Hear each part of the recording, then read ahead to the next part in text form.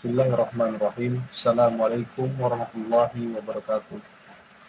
Innal hamdalillah nahmaduhu wa nasta'inuhu wa nastaghfiruh wa na'udzu billahi min syururi anfusina wa min sayyiati a'malina. May yahdihillahu fala mudilla lahu wa may yudlil fala hadiyalah. Asyhadu an la ilaha illallah wa asyhadu anna Muhammadan abduhu wa rasuluh la nabiyya wa la rasula ba'da. Baik, di sini saya akan membuat video ujian akhir semester dengan mata kuliah Al-Quran Hadis dengan dosen pengampu yaitu Ibu Asmara Yumarni. Tanpa berlama-lama lagi, langsung saja kita masuk ke soalan yang pertama. Baik, pada soalan pertama ini, pertanyaannya yaitu apa saja yang diketahui tentang sejarah dan perkembangan hadis. Sejarah dan perkembangan hadis tentunya semakin dari masa ke masa semakin berkembang tentunya. Tentu hadis tersebut berkembang melalui berbagai macam periode. Banyak yang mengutip, ada yang terdiri dari 5 periode perkembangan hadis, dan ada pula yang berpendapat bahwa ada 7 periode yang telah dilalui oleh hadis. Tentu hadis itu melalui Rasulullah SAW, yaitu beliau yang mengembangkan kata-kata yang beliau berikan untuk melengkapi sebagaimana mestinya yang menjadi pedoman kita di hari kiamat kelak, yaitu Al-Quran dan hadis. Tentu Rasulullah SAW menjelaskan bahwasanya apa saja yang menjadi pelengkap kita, yang menjadi amalan-amalan kita setelah Al-Quran, maka yaitu hadis tentunya yang akan menjadi pedoman kita.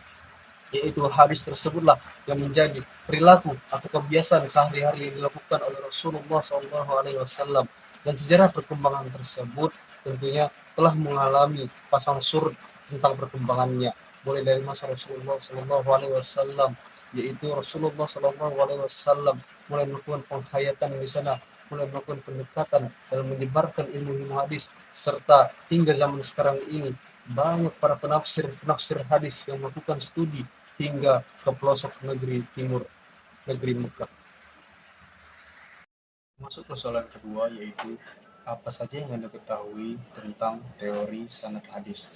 Tentunya teori sanad hadis ini sangat penting bagi kita yang ingin mengerti atau menilai hadis mana yang kualitasnya baik dan hadis mana yang tidak kuat pada kualitasnya. Tentunya dapat kita nilai sanad ini adalah merupakan siapa saja jalur periwayat hadis yang membuat hadis tersebut, siapa yang menyampaikannya, lalu siapa yang meriwayatkannya. Adapun contoh dari sanad hadis yaitu telah berkata kepadaku Yahya bin Ja'far, telah berkata kepada kami Abdul Razak dari Ma'mar dari Hammam, aku mendengar Abu Hurairah radhiyallahu anhu berkata Rasulullah Shallallahu alaihi wasallam bersabda. Tentu yang menjadi sanad itu yaitu dari Yahya bin Ja'far hingga Rasulullah Shallallahu alaihi wasallam, maka itulah yang disebut dengan sanad hadis. Kita masuk ke pertanyaan selanjutnya, yaitu apa saja yang Anda ketahui tentang teori matan hadis. Teori matan hadis merupakan suatu isi yang terdapat pada hadis-hadis yang tertera, baik itu hadis sahih ataupun hadis dhaif. Biasanya hadis-hadis tersebut perkataannya dikutip dari perkataan Rasulullah SAW. Baik, di sini saya akan menjelaskan contoh dari matan.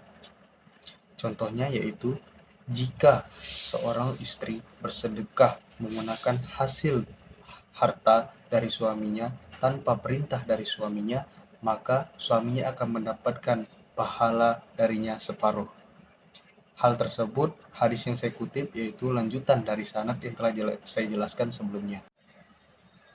Baik, sekian yang dapat saya sampaikan tentang sejarah perkembangan ilmu hadis.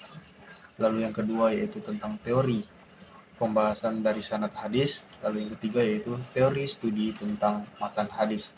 Jika ada yang salah dari penyampaian saya atau yang ada yang kurang berkenan di hati para penonton, saya minta maaf dan mohon ampun. Wabillahi taufiq wal hidayah. Wassalamualaikum warahmatullahi wabarakatuh.